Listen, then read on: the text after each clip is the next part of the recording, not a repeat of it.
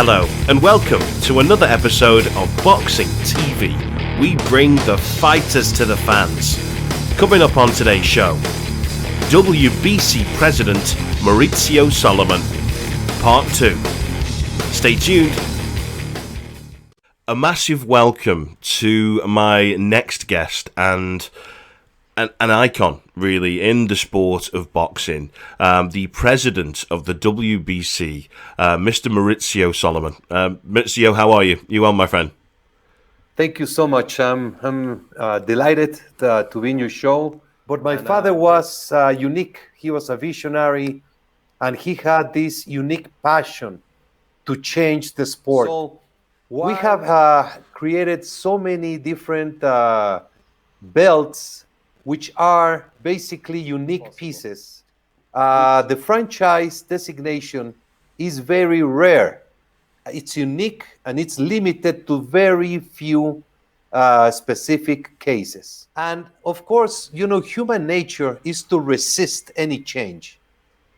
And I was talking yesterday to someone when they said, all the fans want to have one champion and only one organization and only one being recognized as world champion.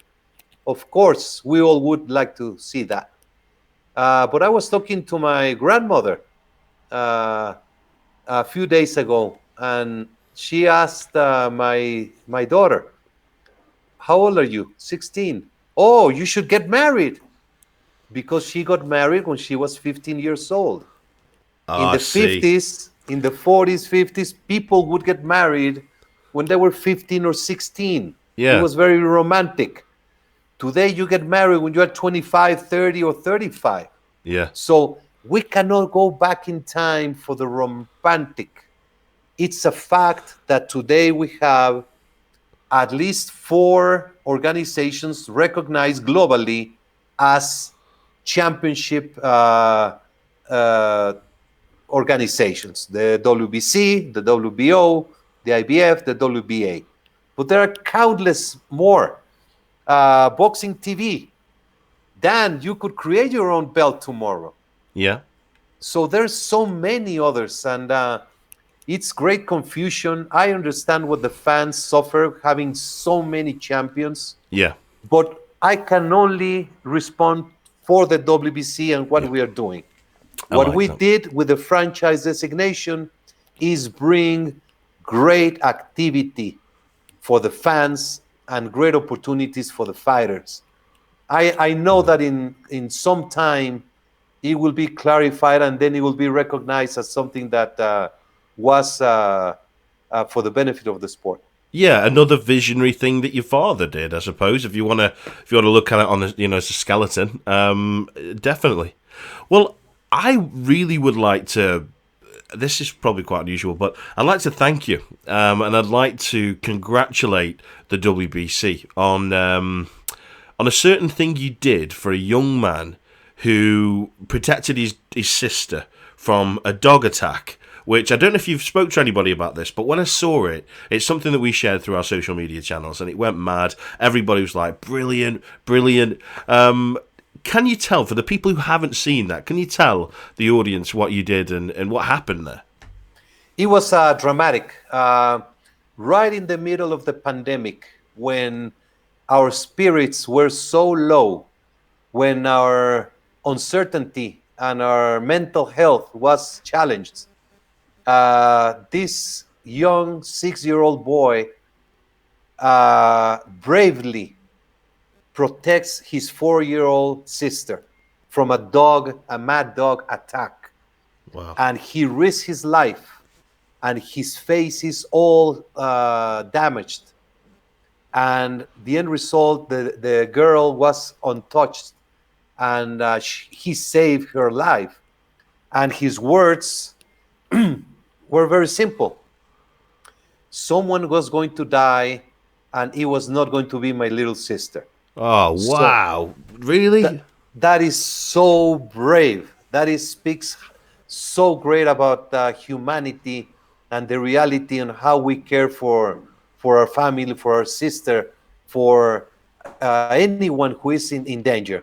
So the WBC picked up this news. We contacted his family, and we sent him a championship belt and named him the bravest man on earth.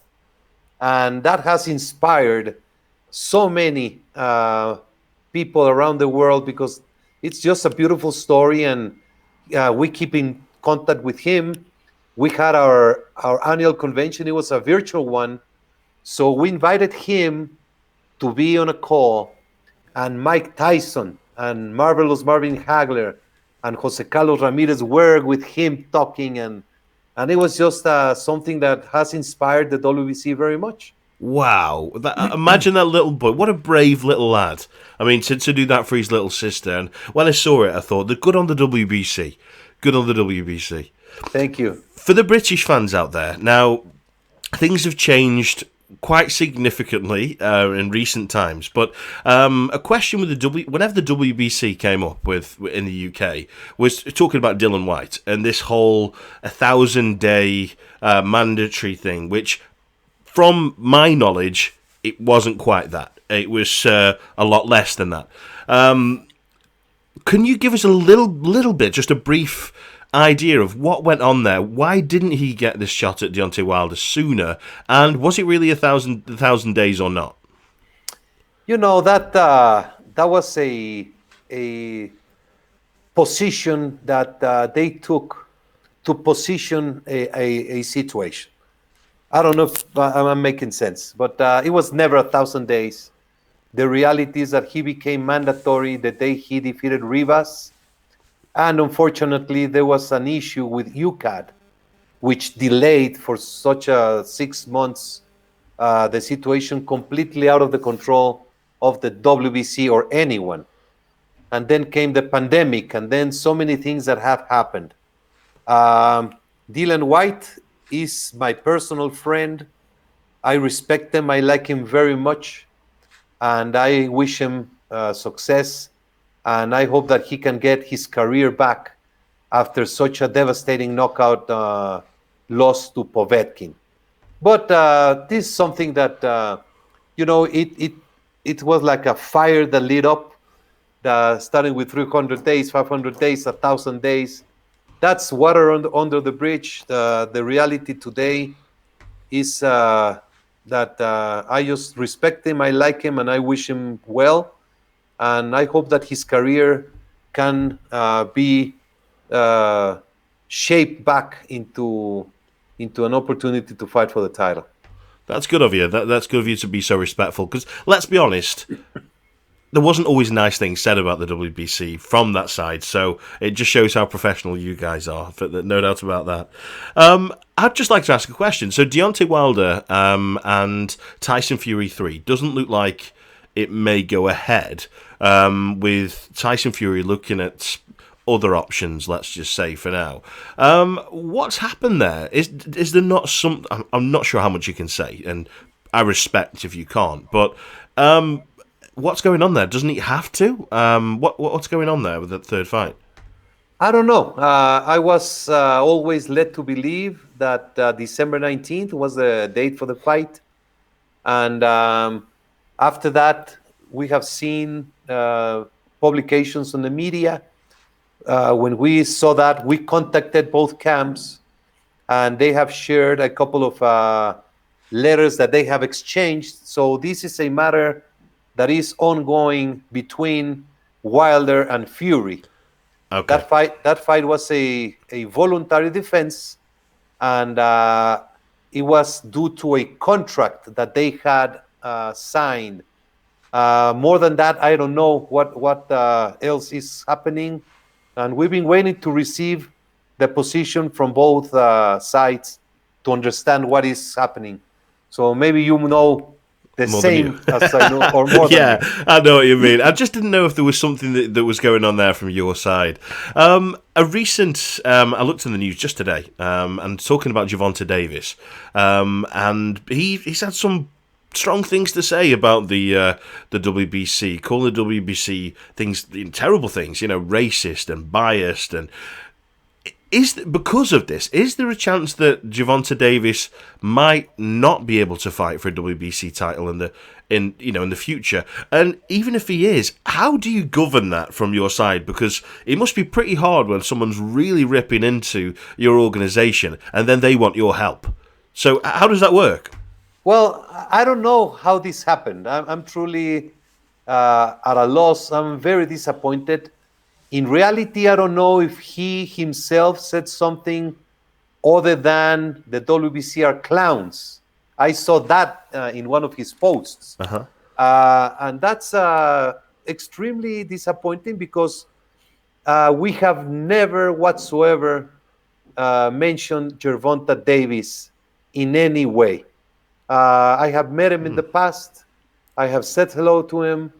And when he won, it was not even a WBC fight. The WBC had absolutely no mention.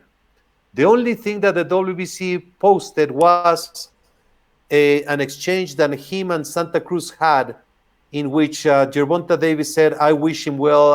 I'm happy he's fine." We never mentioned anything else. Right. Then somebody else started saying that we were racist and that we were biased and blah, blah, blah, blah. So do you think this is pretty much being made up by the media? It certainly sounds like it from what you said there. And they're pretty good at doing that too, aren't they? Oh, because, social media is a great platform, but it's also very fragile. Any person with a telephone can create an account and claim to be a journalist. And people believe that. And then, as I was saying before, when you have aggression and you have sensationalism and confusion, people love that. My son, if I want to put a nice movie of nice things, or a religious movie, or a comedy, he picks to watch a movie where there's bullets and where there's blood, and look at the video games. Yeah. Look at everybody is going to the aggression and the negativity. Yeah. But talking to finalize Gervonta Davis, we never said anything, all to the contrary. And we can only speak for facts. Yeah. What we do. We fought against apartheid, hand by hand with Nelson Mandela. My father was recognized in the United Nations for that 18-year ban of South Africa. We worked with President Trump to get Jack Johnson presidential pardon. Yeah. We took the remains of Battling Siki from New York, who was in the street cemetery. We took him to Senegal, where he is a national hero, the first African world champion in history. We are all for inclusion, for brotherhood, for human equality. We fight against the discrimination. We fight against abuse of power. So for anyone to say that the WBC is racist, he must be out of his mind. I love how media savvy you are. Go on. To be honest, I know that people might say that I'm part of the media, but I come from a boxing background, and I couldn't be any further away than all of that. I'm not going to say the word, but that bull, because it's all it is. It's just Chinese whispers. It's stupid. It really is. Recently, in the news, not even in the news, looking on ratings on the Ring magazine, top 10 ratings. In that top 10, Tyson Fury isn't there in the Ring magazine's top 10. Just personally for you, do you think that Tyson Fury has a place in the top 10 pound-for-pound rankings? Top 3. I mean, Tyson Fury is a force in the sport. I don't know. This is a popularity contest. When you go to the rankings of the top 10 of the world, it's not factual. It's more popularity. It's more who the reporters like. I don't know, but there's no doubt that Tyson Fury should be in the top 10, the top 5, the top 3. He's an unbelievable fighter, undefeated. He knocked out Wilder, who was a 5-year reigning champion. in a unbelievable performance. But I don't know. It's a matter of. He's not even in the top 10, though, Mauricio. I mean, come on. I mean, it's top 10.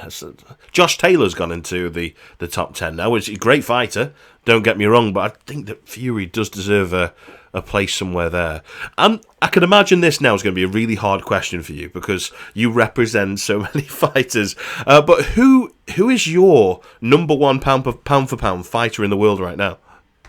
Right now, well, taking out the pandemic because the inactivity that has created, I would say that the solid fighter is Canelo Alvarez, the fighter who has the world around him in the sport.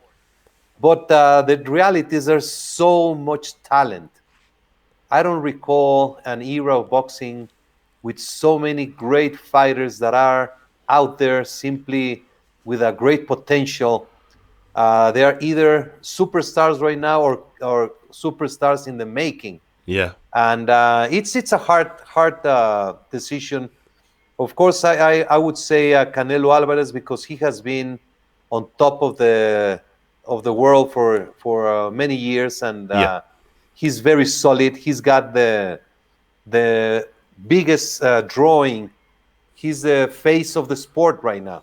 Yeah. But in reality, there's so much talent, so many great fighters that it's hard to pin to one fighter. So straight from one question to another now then.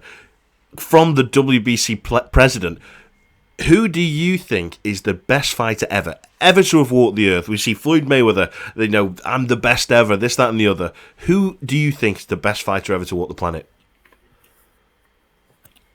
That's a very difficult one. If you thought pound for pound now was bad. I'm gonna respond with my childhood hero. That fighter who, when I was young, he just simply got into my mind and he was my hero. And that's Sugar Ray Leonard. He's such a fighter that made me and gave me so many moments of happiness. Because afterwards, I became involved in the WBC. So the way you look at things become different. I cannot be a fan, unfortunately. I do have some fan inside of me at some point, but I cannot be a fan, and I just appreciate every single fighter that goes into the ring. And every era is different. There are different characteristics, different moments. But I mean, Muhammad Ali has to be the greatest of them all. My great hero, Sugar Ray. And then you have Chavez with all the records that he compiled throughout the years. Yeah. And then Floyd Mayweather for the dominance that he had undefeated in his career and the great dominance overall. So it's difficult. It's more of who has influenced you and who you have enjoyed more than who is the best, because it's difficult to compare era to another. Absolutely agree. And Kelly Pavlik, who was on the show the other day, was talking about this to me and how you compared the likes of the Fab Four against Hopkins and Roy Jones. I mean, when you start doing that and you start digging in a bit, it's not as wide as you think it is it? With the likes, the different eras. I just want to say, Mauricio, it's been an absolute honour to speak with you, genuinely, and it's even more of an honour that organisations like yours don't really get the chance to actually explain themselves, like you say, without loads of drama. So I just want to say a massive thank you for coming on the show. Thank you so very much. It has been very entertaining, and I really like your style. I appreciate it very much, and I have a very special place in my heart for the UK. For several reasons. I was a kid. I was 3 years old in my living room, and I heard my brother was playing music. He just received an album, he put it on, and they used to play it every single day. And I heard these very strange noises coming out from that music, and eventually grew up and listened to more and more and more. And it turns out that the album that I was listening to was The Dark Side of the Moon. And Pink Floyd is my favorite band. I love the Pink Floyd. And when I went to the UK last year, 2 years ago, for my first ever match in the UK. When was that? 2 years ago? 2 or 3 years ago. It was. Oh God, I thought you would have come here loads before that. I know, never before. It was Golovkin Brook event. Okay, yeah. And I just fell in love with the fans. British fans are knowledgeable. They gave the best atmosphere that one can imagine.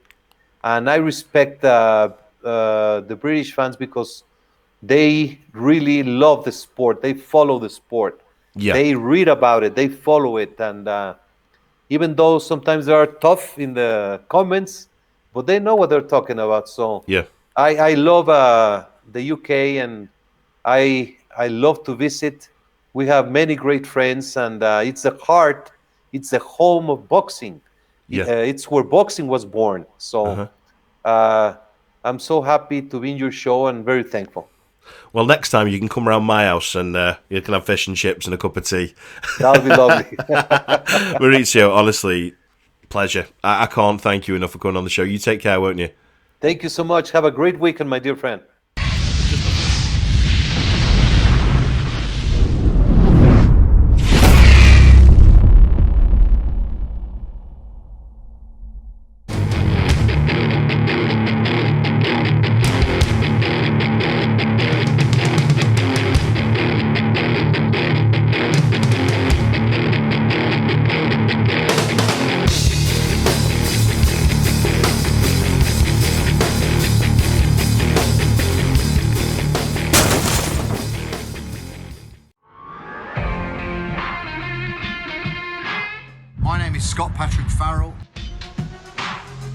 CEO of Global Boxing Stars and CEO of Future Champs Organization.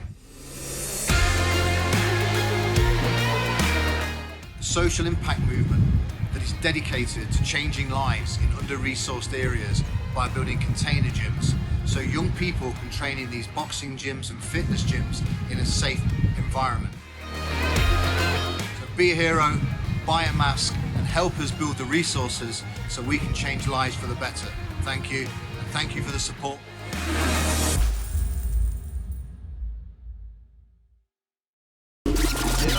Champion.